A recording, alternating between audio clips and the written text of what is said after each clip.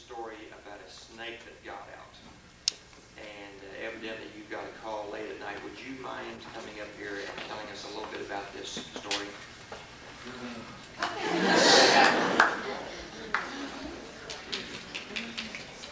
Which story do you want to hear? There's more than one get out. Well, that's true. And it happened about 2 o'clock in the morning. I had this call from security. Mr. McLaren, your snake's out. I said, well, that's happened before. Where is it? He's in the storeroom. I said, well, that's happened before. What's he doing? He's knocking chemical bottles off the shelves. So I said, well, Wilt's not going to be very happy, but that's happened before. This guy says, Mr. McLaren, I don't think you understand the severity of this. He says, there's a gentleman that's about 6 feet 7 inches tall, and he has a mop between him and that snake, and he's back in the corner on his tiptoes. And he said, I think he's going to either have a heart attack or a stroke. How soon can you get here? And I think the man was about to have. He was back clearing that far corner with that mop, and that poor old snake was just laying there, you know, checking the atmosphere with his tongue. But anyway, I came down. I was down here probably by 2:15. I kind of hurried. But that is a true story. You just had to remember that, didn't you? We want Bob to know that we took a collection and we now want to present him with a snake guaranteed not to get out. Why don't you go give that to my wife? And speaking of snakes, he said I was going to take it home. I didn't say I was going to take it home. I said I was taking it with me. Taking it home is not an option. She doesn't even want this.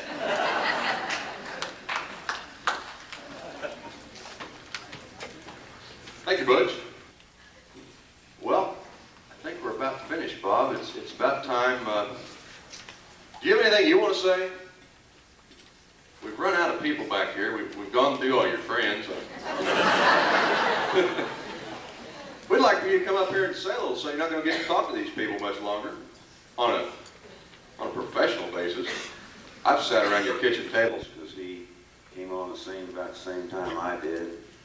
And thank God he didn't get up here and tell any stories, because I wouldn't want y'all to hear most of them.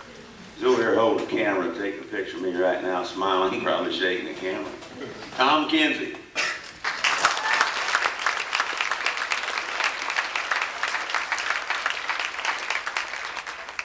He was art supervisor along with another gentleman when I first came here. We were quite a crew. All of a sudden there was Jim Jester and Paul Mullins and a whole bunch of us, old Tom. We got fishing stories and so forth, so that, like I say, y'all were really listening here. But we had all good times, didn't we? No. I just want to thank you all for today. It was a great surprise. 4 8th graders. Did you all know this was coming down? Anybody in here, any of you kids, some of you did? You know what I did, and I feel bad about it now. I walked over here, and I know one guy that knew it. He came out in the hall, he says, Bob, he says, can you go in there and help settle down those 8th graders? I said, you bet. I walk in there, I said, y'all sit down. I said, I'm hunting the empty seats anyway, it's going to be hot in here. I said, y'all are going to be out in the hall. I apologize, man. I went back here to some of my old buddies in the senior class back here, and I said, now look guys, I don't want you acting up today. I said, there's supposed to be a problem with this speaker. And I said, I don't want you getting bored, and I don't want you raising any kind of cane. He said, okay, well, okay. Well, I was taken. And this crew right here, will you put yourself in my place? I'm not going to talk much longer, because y'all probably want to get out of here. But this is one of the biggest surprises. There was one other in my life, a surprise birthday party.